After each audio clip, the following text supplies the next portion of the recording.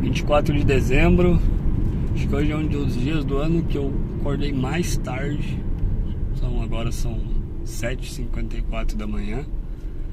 Esse negócio de tocar obra, cuidar de área, trabalhar e fazer tudo que tem que fazer, cara, suga a gente, suga. Esse vídeo vai ser uma réplica. Eu vou responder aqui a alguns levantamentos do Humberto Volz acerca do patriarcado, acerca da família. É minha opinião, vou deixar isso claro. Lógico, isso pode divergir aí de pessoa para pessoa, mas creio que esteja certo. Creio não, com certeza que está certo. Uma coisa que ele não traz na questão quando ele fala de patriarcado, papel da família, né? É a especificação do que é o papel do homem na casa. Lógico, ele ressalta bastante ali que a gente deve proteger a família, que o homem deve prover, mas para a maioria das pessoas, especialmente aqueles que ainda não são casados, quem for casado vai entender talvez um pouco mais fácil o que eu vou dizer, né? O papel do homem, ele é literalmente um papel. Eu acho que é a melhor maneira de dizer isso, tá? Não vou entrar aqui numa discussão de gênero, mas você nasce homem, beleza. Você vai se tornar homem no momento em que você começar a prover, no momento em que você começar a organizar a sua família, no momento em que você sair da sua casa e começar a fazer as coisas por conta. Esse é a primeira característica do homem, tá? Ele é sair da casa dos pais e iniciar a própria vida. E aí ele vai começar com os primeiros desafios. Vai perceber que nada é fácil, que tudo literalmente é um desafio. E com muito custo, talvez com bastante observação, ele vai perceber que o homem, diferente da mulher, diferente dos animais, ele vai ser amado na medida em que ele for homem. E o que eu quero dizer com isso é que ele vai representar esse papel, ele vai ser esse cara provedor, ele vai ser o cara a partir do momento em que ele puder ser. Não é uma coisa de, eu sou homem aqui, é isso, eu mando, eu faço, eu digo e acontece. Primeiro você tem que ser capaz de fazer acontecer. Se você não é capaz de fazer acontecer, muito provavelmente você ainda vai ser tratado como um moleque, tá? Você ainda vai ser um guri, porque o homem em si, ele realiza. E essa é uma das coisas mais difíceis aí dentro do âmbito familiar, porque a responsabilidade do homem ter a decisão, saber exatamente o que vai ser feito, lidar com os desafios. Hoje nós temos aí muitos casais que os dois trabalham. Hoje no Brasil não tem como a gente não ter praticamente os dois trabalhando. A renda é muito baixa, é tudo muito difícil, tudo muito caro, mas o homem em si, ele tem que ser o provedor, porque os únicos seres que são amados incondicionalmente são as mulheres e os cachorros. O homem vai ser amado à medida em que ele for capaz de prover. E no momento em que ele deixar de prover, ele vai se tornar menos homem. E a partir daí ele vai enfrentar desafios no casamento, na vida, no trabalho. Por quê? Porque ele vai ser visto como um cara incapaz de decidir. Aí nesse caso ele entra naquela característica de beta, né? Ele não é mais o macho alfa, ele se torna um beta. E na sociedade, quando o homem é um beta, cara, ele é colocado de escanteio, ele é o peão.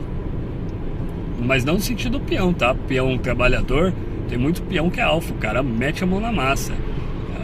Quando o Volz ali fala, né, é muito mais justo o cara trabalhar aqui fazendo as coisas na unha, carpindo um quintal, do que ele ir lá e trabalhar para os outros. Ele não está equivocado, porque existe um esforço muito grande em ir lá e fazer acontecer, não tendo uma garantia de que no dia de amanhã você vai ter aquilo de novo. E essa é a batalha, né? Matar um leão cada dia.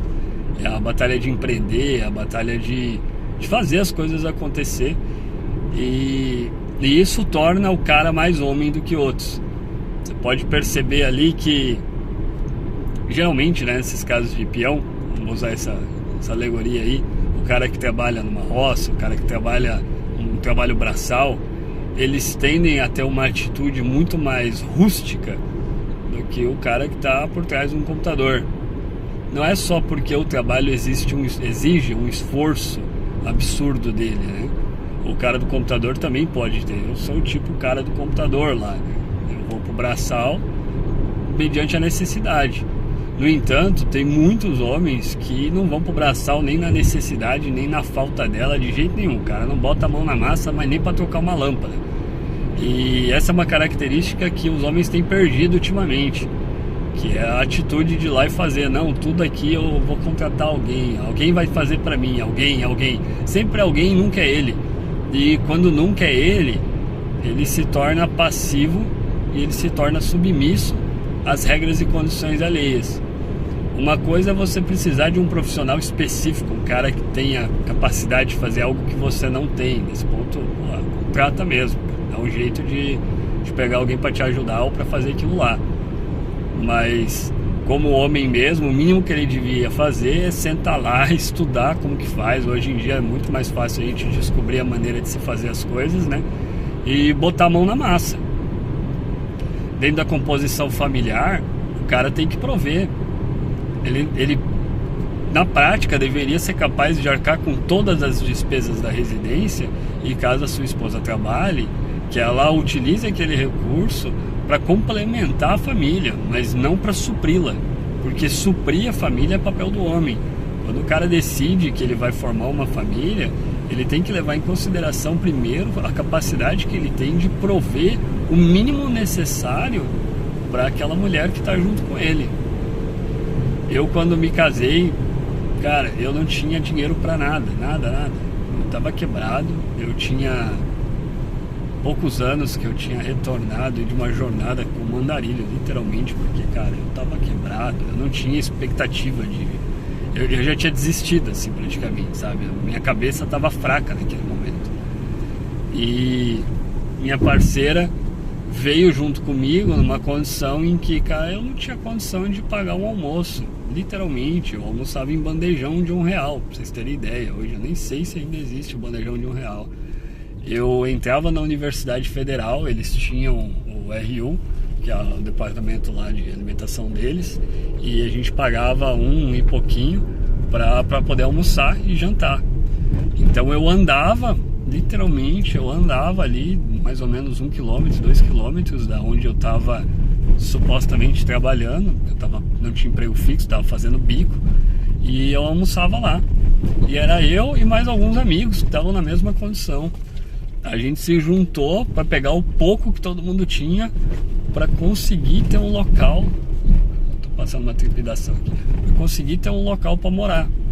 Então a gente rateava o aluguel de uma kitnet lá e morava 3 caboclos, tudo se fudendo, tudo se ferrando na base do miojo, literalmente, porque era a comida mais barata que tinha quando era para comer em casa no final de semana. E era, porra, era muito hardcore. Energia, cara, cansei de ter energia cortada, cansei, não tinha condição de pagar. Dormia no ventilador, chuveiro na água gelada, era uma coisa de louco, não tinha condição nenhuma. Quando a gente se conheceu, eu e minha esposa, falei pra ela, olha, uma condição bem bosta, né? Você vai ficar comigo, vai querer estar junto, porque não tá fácil, né? Ela, não, eu vou estar junto com você. Ela foi parceira, porra, foi muito parceira, não tenho nem o que falar, sabe? Ela veio junto comigo, passou 6 meses mais ou menos, eu tinha conseguido arrumar um emprego, eu tava ganhando R$1.300, meu salário na época. Falei, olha, agora tem um saláriozinho de bosta, mas minimamente vai dar pra manter as custas da casa e tal. E a gente queria casar. Vai casar sem grana é foda, né?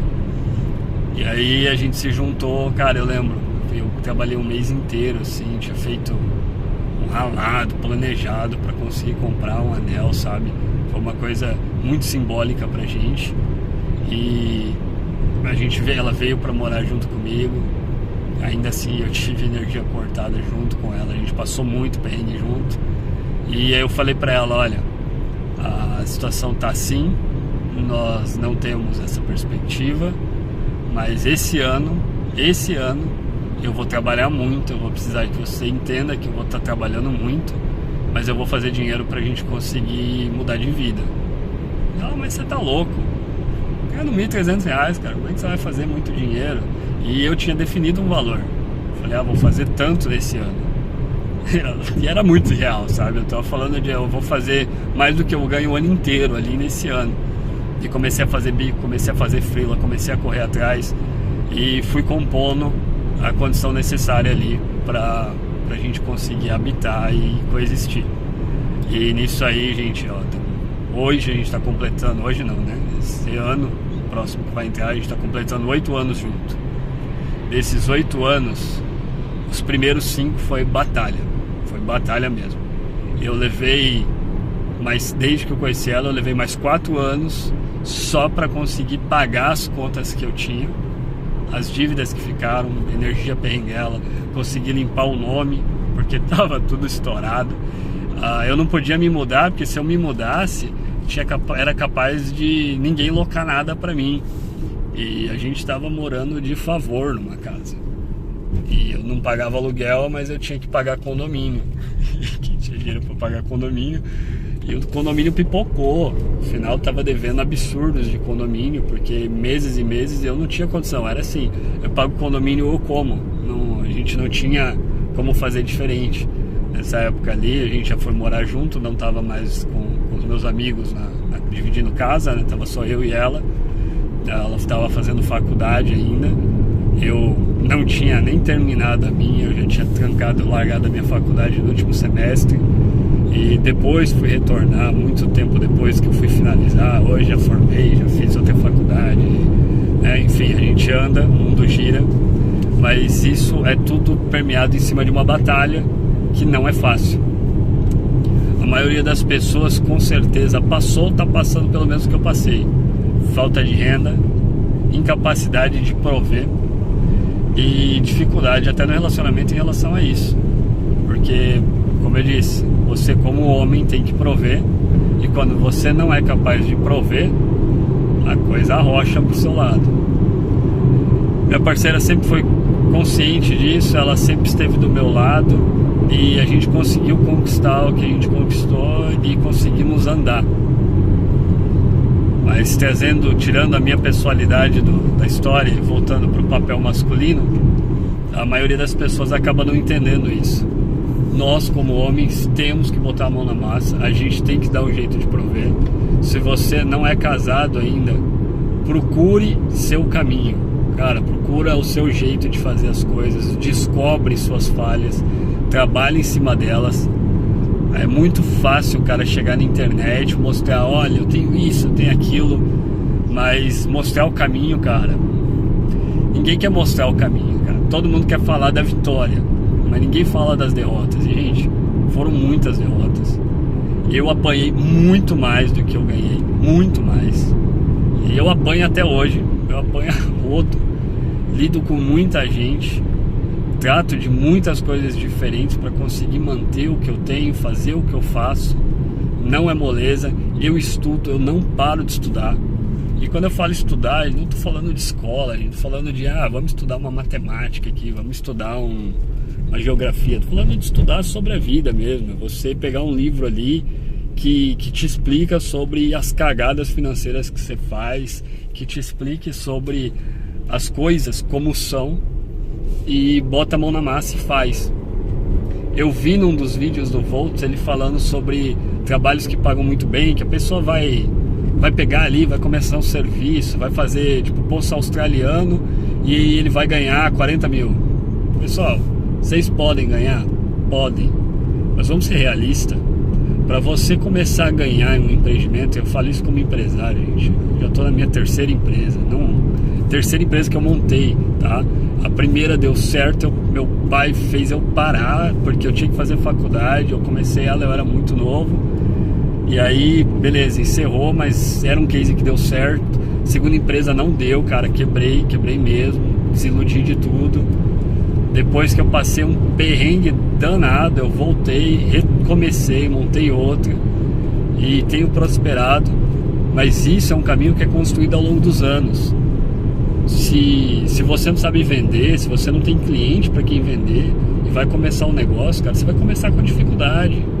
você vai começar com um desafio muito grande na mão, e você vai ter que lidar com ele. E como homem, como empresário, ainda mais se você for empresário, você vai ver que o desafio é descomunal. Não tem nada simples na vida. Lógico, existem profissões e trabalhos que vão te pagar muito bem.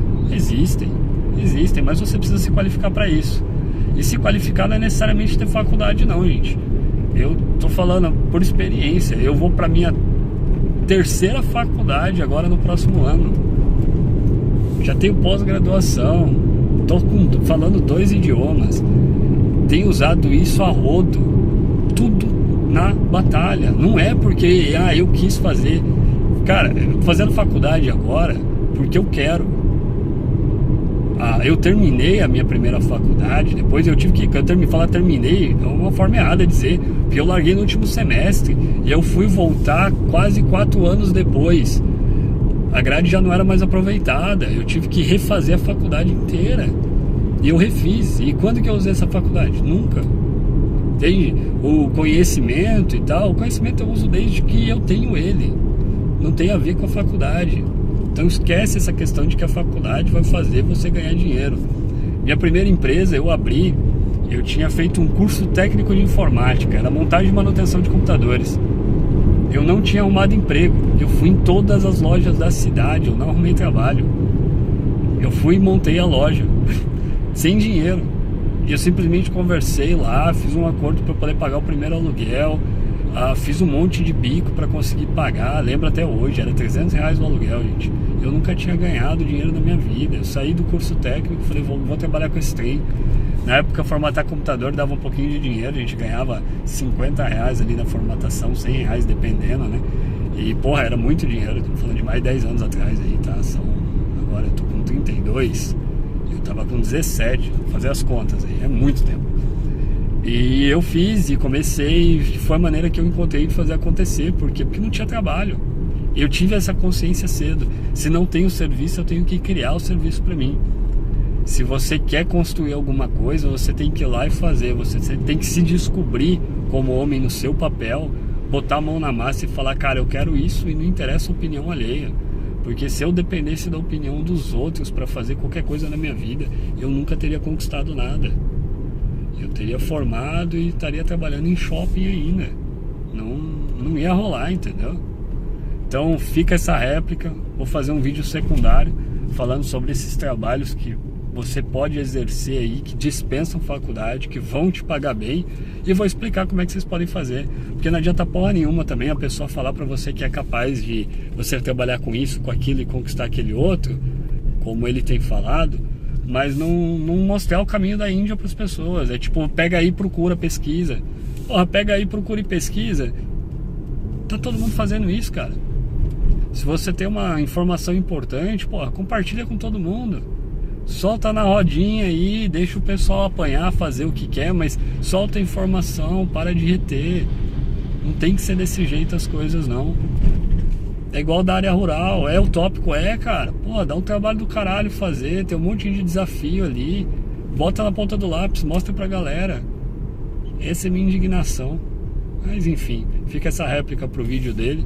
E o próximo vídeo que eu vou postar, eu vou falar sobre esses trabalhos que eu conheço, que podem dar certo e como que você pode fazer eles.